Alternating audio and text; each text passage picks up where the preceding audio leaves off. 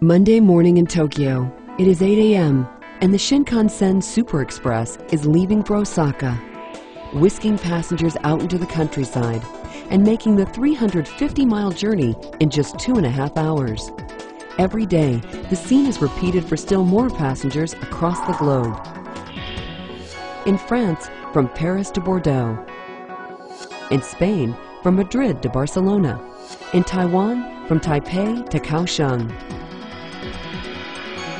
Today, throughout the developed world, high-speed trains are a fact of everyday life for millions of people, and soon will be for millions more.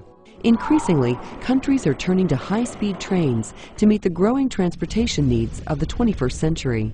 These other countries have looked at their futures and said, modern high-speed rail's got to be a part of it, and an essential part of it. Without it, we can't grow, we can't prosper, we can't build the kind of society, the kind of economy that we want. Is it reliable? Is it high-tech? Yes. Are there beautiful trains to travel on? Absolutely. Sleek, modern, and employing the latest state-of-the-art technology, the story of high-speed trains begins nonetheless more than 50 years ago.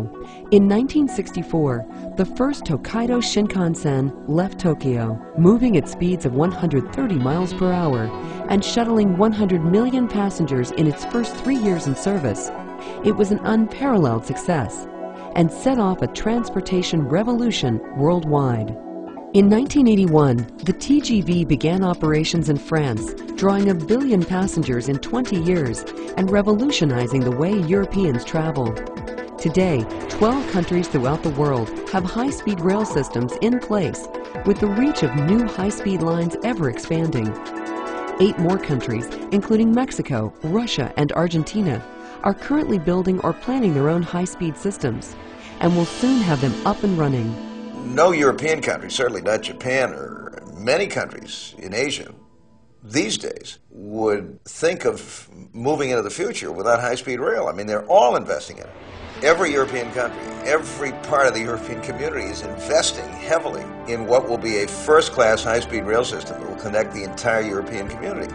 Today's high-speed trains are faster, quieter, and more energy efficient than ever.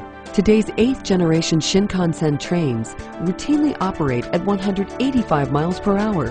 The French TGV now operates at 200 miles per hour in regular revenue service. China has recently opened a new train line designed for speeds of up to 217 miles per hour. And high-speed train technology has not yet reached its limits. An operational German ICE train has reached 252 miles per hour. Test runs on Japan's Shinkansen have reached 277 miles per hour. And in 2007, an experimental French TGV train reached a world record rail speed of 357 miles per hour. Thanks to the latest improvements, it's now possible to go from downtown London to downtown Paris in 2 hours and 15 minutes. And of course, it's getting enormous ridership. For passengers, travel on high-speed trains offers unparalleled reliability, safety, and accessibility, rivaling point-to-point travel times for air travel on trips up to 500 miles, and easily outstripping travel times by automobile and conventional rail service. In the densest urban centers in the world, high-speed trains provide a complementary transportation technology that eases congestion on highways and frees capacity at increasingly crowded airports. By seamlessly integrating high-speed trains with airports and other modes of transits such as subways, light rail, buses, and commuter rail, high-speed trains offer passengers a functional transportation alternative, while at the same time promoting sustainable development patterns within existing urban cores. Clean electrically powered high-speed train technology also pays critical environmental dividends. One traveler's trip on a French TGV high-speed train produces 4 to 5 times less carbon emissions than travel over the same distance by air. Money spent today is going to go a long way in the future, and it's evidenced by the other countries that have high-speed rail. People are happier that they're getting to work on time, they're paying less for transportation costs, and they're helping the environment.